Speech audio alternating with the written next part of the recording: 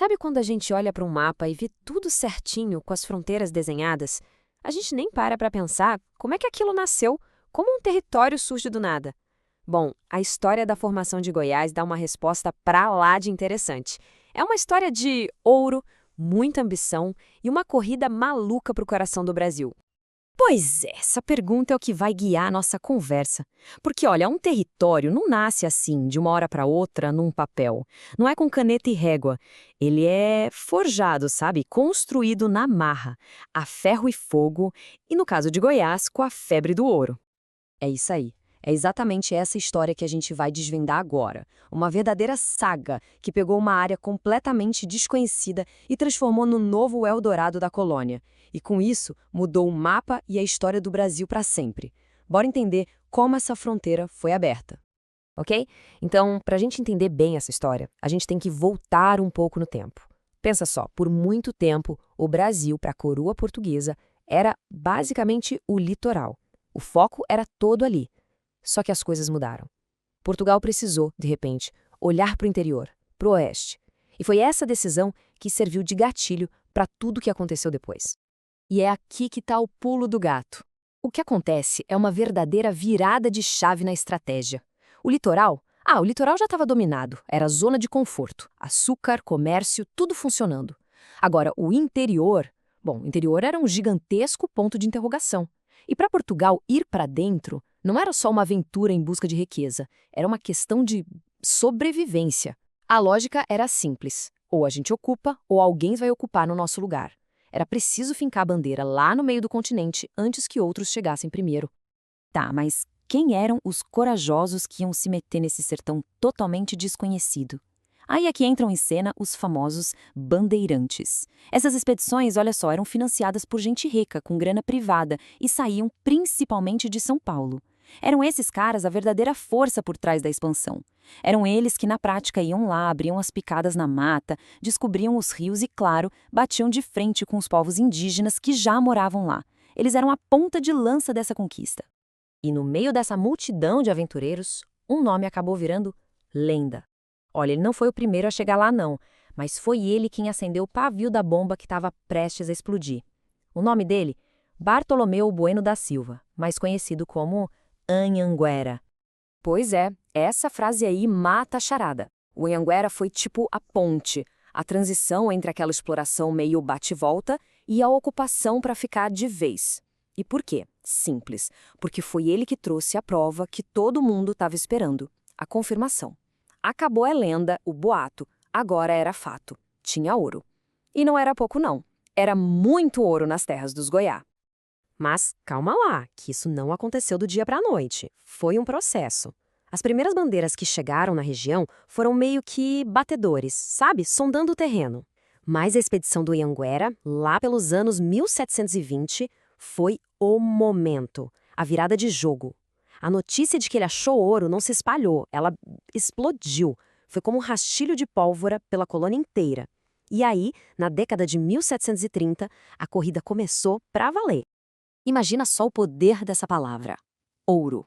O efeito que isso causou foi uma febre. Uma verdadeira avalanche de gente.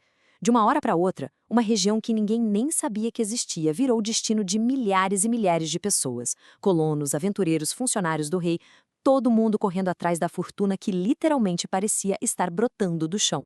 Só que toda essa história tem um outro lado. Um lado bem mais sombrio. Essa medalha de ouro tem um reverso terrível. Todo esse progresso, toda essa riqueza que jorrava da terra em Goiás, tudo isso foi construído em cima da tragédia dos povos que já viviam ali, que chamavam aquela terra de lar. Porque é importante deixar bem claro, aquela terra não era um vazio, de jeito nenhum.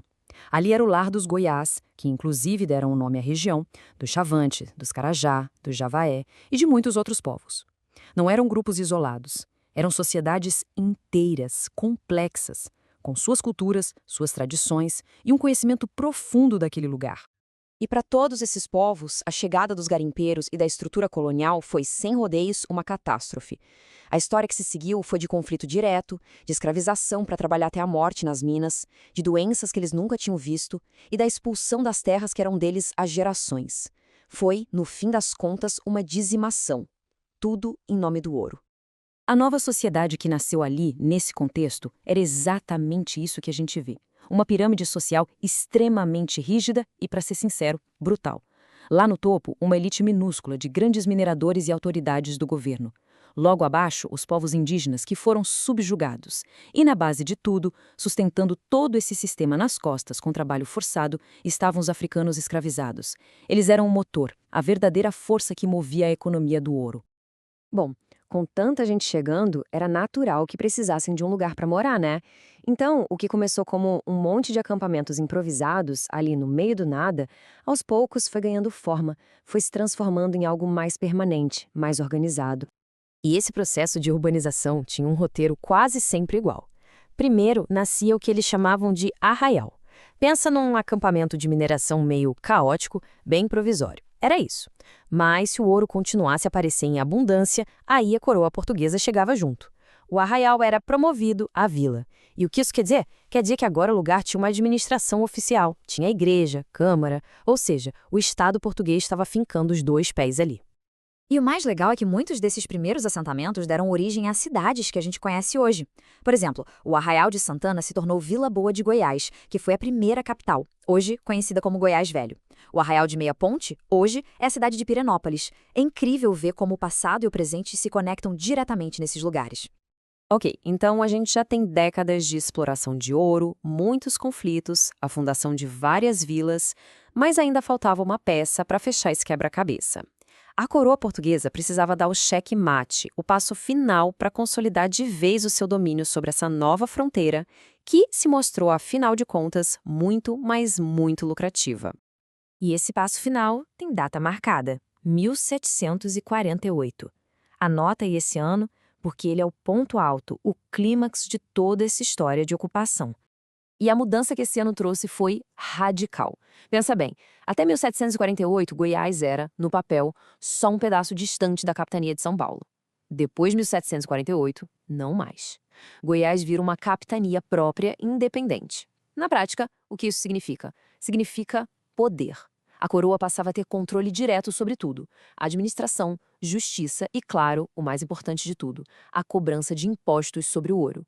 O olho do rei estava focado no controle fiscal. Então, que fique claro, a criação da capitania de Goiás não foi só uma canetada burocrática. Foi o carimbo final, o reconhecimento oficial de que aquele território que foi forjado na base da ambição e da violência era agora uma peça-chave, uma peça estratégica no grande tabuleiro de xadrez do Império Português. E isso tudo nos traz de volta à nossa pergunta inicial. Porque essa história de mais de 250 anos atrás, ela não ficou lá no passado, de jeito nenhum. A forma como a terra foi ocupada e dividida, a violência contra os povos originários, as desigualdades sociais que nasceram ali, tudo isso deixou marcas profundas, deixou um legado. As escolhas, os conflitos, tudo o que aconteceu naquela corrida do ouro ainda ecoa, e muito, no Goiás que a gente vê hoje.